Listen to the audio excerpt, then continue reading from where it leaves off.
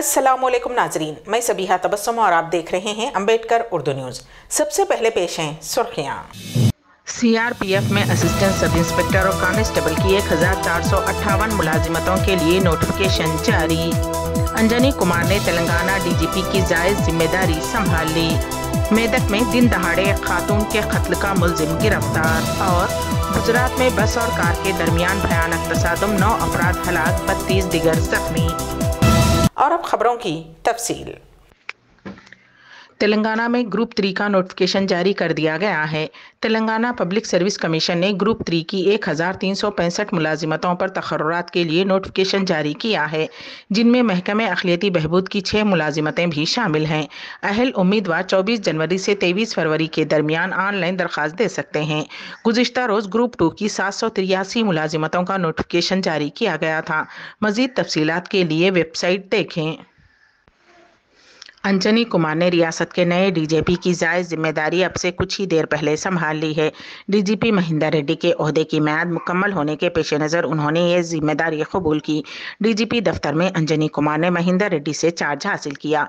अंजनी कुमार के अलावा हुकूमत की जानिब से जिन ओहदेदारों का तबादला किया गया था, उन्होंने आज ही अपनी नई जिम्मेदारियाँ संभाल ली हैं।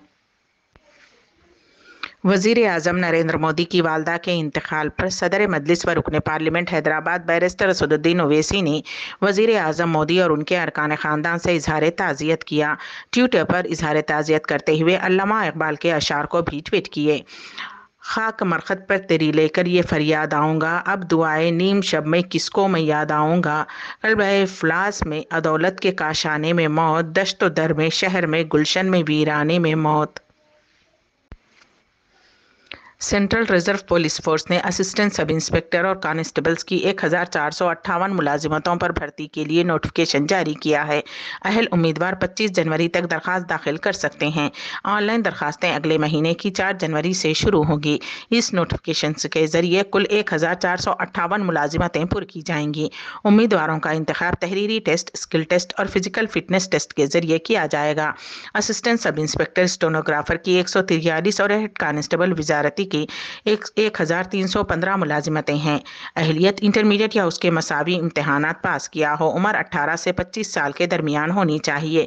इंतखाब का अमल कंप्यूटर पर मबनी तहरीरी test, skill test, physical standard test. दरखास्त की फीस 100 रुपये। SC ST साबिक फौजियों और खवातीन उम्मीदवारों के लिए कोई फीस नहीं है।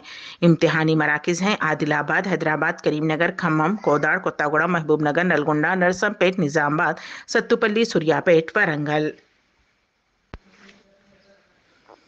रियासत तेलंगाना में स्टाफ नर्सों के तकर्रुरात के लिए नोटिफिकेशन जारी किया गया है। जुमला 5204 स्टाफ नर्सों का तकर्रुर किया जाएगा। अहल उम्मीदवारों से 25 जनवरी तक 15 फरवरी ऑनलाइन दरखास्तें दाखिल करने की ख्वाहिश की गई है।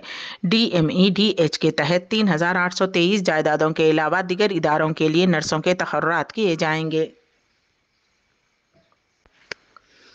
मेदक टाउन पुलिस स्टेशन के पटलम्बेस में हाल ही में पेश आई कत्ल की वारदात की तफसीलात बताते हुए पुलिस ने कहा कि मेदक टाउन के पटलम्बेस में सुजाता नामी एक खातून का एक नौजवान ने तेज़ धारदार हथियार से हमला करते हुए कत्ल कर दिया था और उसके जेवरात लेकर फरार हो गया था। शिकायत मिलने के फ़ौरन बाद मुकदमा दर्ज करते हुए तफ्तीश शुरू कर दी गई। इस केस के मुलजिम को पकड़ने के लिए मेदक DSP सैदलू की दरखास्त पर 3 स्पेशल टीमें तश्कील दी गई। मुश्तबा अफराद से पूछताछ की गई। टेक्नोलॉजी का इस्तेमाल करते हुए उनमें से एक पर शक किया गया। उसने एतराफ़ किया कि उसने जुर्म किया है। मुलजिमीन की तफसीलात। वज्रबोना कौशिक S सत्यनारायणा 27 साल बड़ा बाजार मेदक में रहता है। उन्होंने कहा कि मुलजिमीन 3 साल से सुजाता नामी तरकारी फरोश का पीछा कर रहे थे और वो उसकी दुकान पर जाने के बाद एक दूसरे को जानते थे।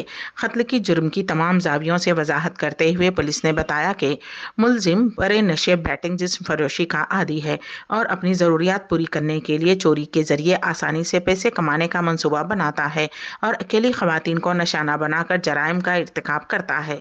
तफ्तीश के दौरान बताया गया है कि मुलजिम साल 2017 में कुकटुन के उसी तरह के कत्ल का भी जिम्मेदार है।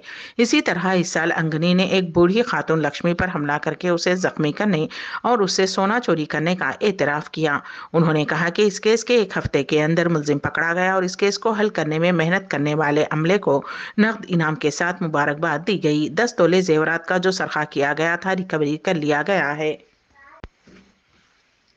فوائد اور خدمات حاصل کرنے کے لیے اپنی پسند کے مطابق اعتماد کے ساتھ آدھار کا استعمال کریں، لیکن بینک اکاؤنٹ، پین یا پاسپورٹ بشمول دیگر شناختی دستاویزات کی طرح استعمال میں بھی وہی احتیاط برتی جائے۔ آدھار رہائشیوں کا ڈیجیٹل شناخت نامہ ہے اور یہ ملک بھر کے رہائشیوں کے لیے آن لائن اور آف لائن شناخت کی تصدیق کے واحد ذریعے کے طور پر کام کرتا ہے۔ رہائشی اپنے شناختی اسناد کی تصدیق اور توثیق کے لیے اپنے آدھار نمبر کا الیکٹرانک یا آف لائن تصدیق کے ذریعے استعمال کر سکتے ہیں۔ کسی بھی قابل اعتماد ادارے کے ساتھ آدھار کا اشتراک کرتے وقت وہی احتیاط برتی جائے جو mobile number, bank account number یا کسی دوسرے شناختی دستاویز جیسے passport, voter I D, PAN, ration card وغیرہ کو شیئر کرتے وقت کیا جاتا ہے۔ جہاں کوئی بھی رہائشی اپنا آدھار نمبر شیئر نہیں کرنا چاہتا، وہاں UIDAI ورچوئل آئیڈینٹیفائر VID بنانے کی سہولت فراہم کرتا ہے۔ کوئی بھی آسانی سے سرکاری ویب سائٹ پر جا کر یا مئی آدھار پورٹل کے ذریعے VID بنا سکتا ہے اور اسے آدھار نمبر کی جگہ تصدیق کے ساتھ استعمال کر سکتا ہے۔ اس VID کو کیلنڈر کے دن گزر جانے کے بعد تبدیل کیا جا سکتا ہے۔ گجرات کے نوساری ضلع میں بس اور کار کے درمیان بھیانک تصادم میں 9 افراد کی موت ہو گئی جبکہ کئی افراد زخمی ہیں۔ پولیس نے ایک ساتھ پھنسی گاڑیوں کو حادثے کے مقام سے ہٹا دیا ہے۔ اس کے علاوہ زخمیوں کو باہر نکال کر ہاسپٹل میں داخل کرایا گیا ہے۔ تفصیلات کے مطابق ایک لگژری بس احمد آباد سے ولساڑ جا رہی تھی۔ ویسوا گاؤں پہنچتے ہی بس نے فارچونر کار کو قومی شاہراہ پر سامنے سے ٹکر دے دی۔ حادثہ اتنا بھیانک تھا کہ فارچونر کار ٹکڑے ٹکڑے ہو گئی۔ زوردار چیخو پکار شروع ہوتے ہی گاؤں والے جاگ گئے اور موقع پر پہنچ گئے۔ اس کے بعد پولیس کو بھی بلایا گیا اور ریسکیو آپریشن شروع کر دیا گیا۔ فارچوز میں پھنسے افراد اور بس میں سوار زخمیوں کو قریبی ہاسپٹل میں داخل کرایا گیا۔ ڈاکٹرز نے وہاں 9 لوگوں کو مردہ قرار دیا۔ تمام مرنے والے کار میں سوار تھے۔ اس حادثے میں 32 افراد زخمی بھی ہوئے ہیں۔ 32 زخمیوں میں سے 17 کی حالت نازک ہونے کی وجہ سے ڈاکٹرز نے انہیں مزید علاج کے لیے ولساڑ کے ہاسپٹل ریفر کر دیا۔ ایک زخمی کو سورت بھیج دیا گیا ہے۔ دیگر 14 زخمی نوساری میں زیر علاج ہیں۔ ٹی وی اداکارہ تیونشا شرما کی والدہ ونیتا نے جمعہ کو ایک پریس کانفرنس سے خطاب کرتے ہوئے بتایا کہ شیزان خان ان کی بیٹی تیونشا پر مذہب تبدیل کرنے کے لیے دباؤ ڈالتا تھا۔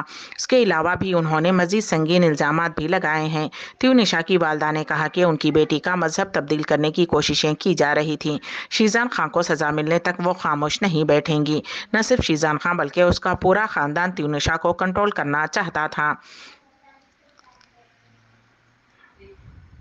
واضح رہے کہ 20 سالہ ٹی وی اداکارہ تیونشا شرما نے 24 دسمبر کو میک اپ روم میں خودکشی کر لی تھی۔